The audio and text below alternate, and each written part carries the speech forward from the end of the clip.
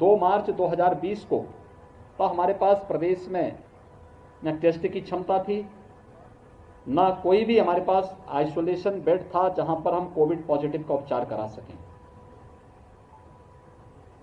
भारत सरकार के सहयोग से राज्य सरकार की मशीनरी ने अपने सभी जनप्रतिनिधियों, प्रशासनिक तंत्र और सभी संगठनों संस्थाओं के सहयोग से आज हम प्रतिदिन 2.5 लाख से लेकर 3 लाख टेस्ट प्रतिदिन प्रदेश के अंदर कर रहे हैं। प्रदेश अब तक 4.5 करोड़ कोरोना के टेस्ट संपन्न कर चुका है। प्रदेश के पास L2, L3 फैसिलिटी के 80,000 बेड्स वर्तमान में मौजूद हैं, जहां पर हम कोरोना पॉजिटिव के उपचार की सुविधा वहां पर उन्हें उपलब्ध करा सकते हैं। केंद्र सरकार 45 से ऊपर हर व्यक्ति को मुफ्त में वैक्सीन उपलब्ध करा रही है। राज्य सरकार 18 से लेकर 44 वर्ष के बीच के हर व्यक्ति को, हर युवा को निःशुल्क वैक्सीन उपलब्ध करा रही है। हम लोग प्रदेश में अब तक 1.5 करोड़ लोगों को वैक्सीन दे चुके हैं और वैक्सीनेशन की कार्रवाई हमारी प्रदेश में युद्ध स्तर पर चल रही है। हम लोगों ने इसके लिए व्यापक कार्य योजना बनाई है। 45 प्लस के लिए वैक्सीनेशन 2500 सेंटर में हमारा अब तक चल रहा था।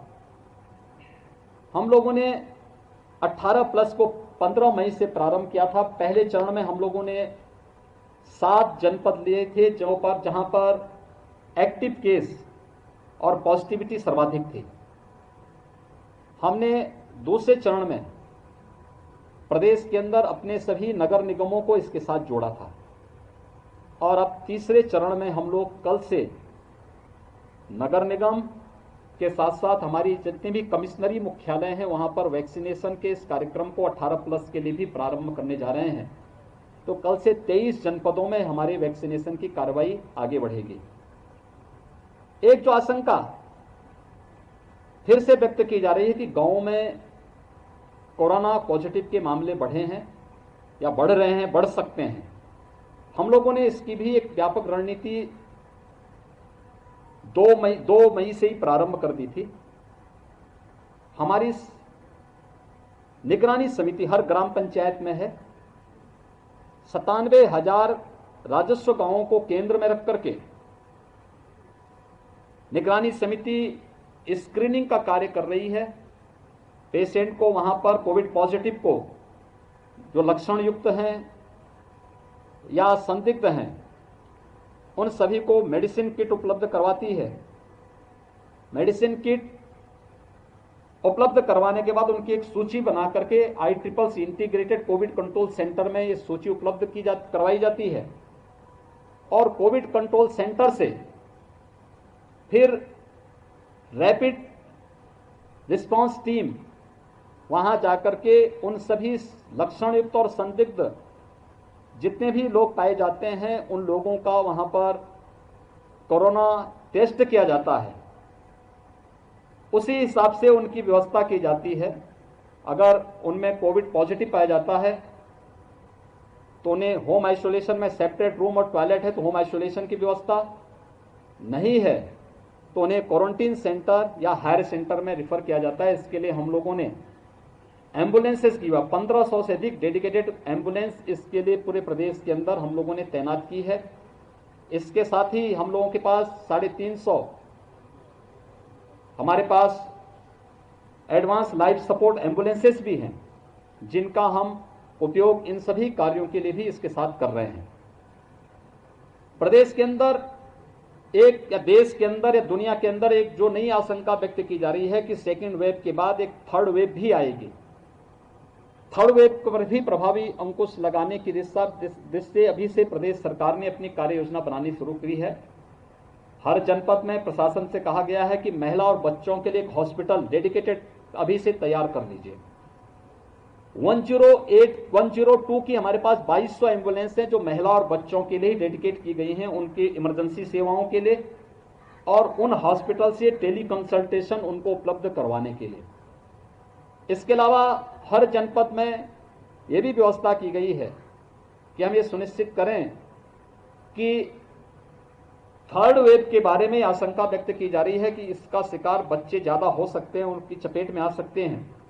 इसलिए पीडियाट्रिक का आईसीयू हर एक जनपद में, हर एक मेडिकल कॉलेज में बने, इसकी प्रक्रिया को आगे बढ़ा दें, क्योंकि उत्तर प्रदेश इंसेफ्लाइटिस के खिलाफ एक लड़ाई लंबे समय से लड़ा है।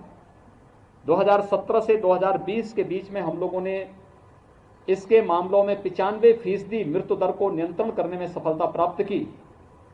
इसलिए हम लोगों के पास ईस्टर्न यूपी के उन जनपदों में जो इंसेफ्लाइटिस से सर्वाधिक प्रभावित थे, वहां पर पहले से पीकू बने हुए हैं। पीडियाट्रिशियन, फिजिशियन और टेक्नीशियन, पैरामेडिक्स, आशा वर्कर, आंगनबाड़ी, इन सब का वहां पे नियमित ट्रेनिंग भी चलती है। केजीएमयू को भी हम लोगों ने इसके साथ जोड़ा है। हमारे साथ पोस्ट कोविड जो पेशेंट हैं, उनकी एक नई चैलेंज ब्लैक फंगस को लेकर के आई है। कल राज्य सरकार ने इस संबंध में एक एडवाइजरी जारी की है और इस संबंध में एक वर्चुअल ट्रेनिंग का कार्यक्रम भी हर एक जनपद में डिस्ट्रिक्ट हॉस्पिटल्स के साथ, सीएमओ के साथ, मेडिकल कॉलेजेस के साथ, उनके जितने भी फिजिशियन और विशेषज्ञ हैं उनके साथ करके एक व्यवस्था सुनिश्चित करने का प्रयास किया है कि ब्लैक फंगस से भी हम लोग, जैसे CFR अभी तक हमने प्रदेश के अंदर नियंत्रण रखा 1% के आसपास है, ब्लैक फंगस में उपचार में कहीं समस्या ना आने पाए, वहां पर किसी भी अन्य प्रकार की समस्या का समाधान समय से हो सके और व्यापक जागरूकता का भी एक कार्यक्रम चलना चाहिए। ब्लैक फंगस का कारण क्या है? ज़्यादा स्टेरॉइड लेना, अनियंत्रित डायबिटीज होना या फिर टेस्ट कराने से भागना, ये बहुत सारे कारण इन चीज़ों के साथ जुड़ी हुई हैं। तो इन सब के बारे में भी कल एक विस्तृत एडवाइजरी पूरे प्रदेश के अंदर जारी की जा चुकी है और उसका एक ट्रेनिंग का कार्यक्रम कल प्रारंभ हुआ है और उसको हर एक जनपद के साथ जोड़ करके ब्लैक फंगस के उपचार की भी व्यवस्था हर एक जनपद में हो सके, इसके लिए राज्य सरकार पूरी तत्परता के साथ कार्य कर रही है। गौतम बुद्ध नगर जनपद में, जो कि दिल्ली से सटा हुआ है, तो स्वाभाविक रूप से किसी भी व्यक्ति को मना नहीं किया जा सकता उपचार के लिए। हर व्यक्ति आएगा, हर एक व्यक्ति को उपचार की सुविधा मिलनी चाहिए। प्रशासन से स्पेशली कहा गया है ऑक्सीजन की कमी कहीं न होने पाए। ऑक्सीजन के लिए हम भारत सरकार के आभारी हैं कि ऑक्सीजन एक्सप्रेस और एयरफोर्स के विमानों के माध्यम से आज ऑक्सीजन की आपूर्ति प्रदेश के अंदर और देश के अंदर की जा रही है। लेकिन इसके साथ ही गौतम बुद्ध नगर जनपद में 3 नए ऑक्सीजन प्लांट भी स्वीकृत हुए हैं, जो ऑक्सीजन की आपूर्ति में आत्मनिर्भरता की दिशा में इस जनपद को आने वाले समय में ले जाने में सफल होगा। ये कार्य प्रदेश के अंदर लगातार आगे बढ़ रहे हैं और मुझे विश्वास है आप सबसे ही मेरी अपील होगी कि हम लोग एक महामारी से जूझ रहे हैं, एक महामारी का सामना कर रहे हैं। हम कोरोना को एक सामान्य फ्लू न माने, इसलिए जागरूकता और लोगों के मनोबल को बढ़ाए रखने के लिए जितना अधिक हम उनके संबल को बांधने में मदद कर सकें। हाई रिस्क कैटेगरी के लोगों के लिए विगत पहली वेव से ही कहा जा रहा है कि वे संक्रमण से बचें, हर हाल में संक्रमण से बचें, जिसमें 60 साल से ऊपर के लोग, 10 साल से नीचे के बच्चे, गर्भवती महिलाएं, एक से अधिक बीमारियों से ग्रसित कोई भी व्यक्ति हो या कम इम्यूनिटी से जुड़े हुए जो भी लोग हैं, वे सभी लोग घर के बाहर न निकलें, घर में भी मास्क लगाएं।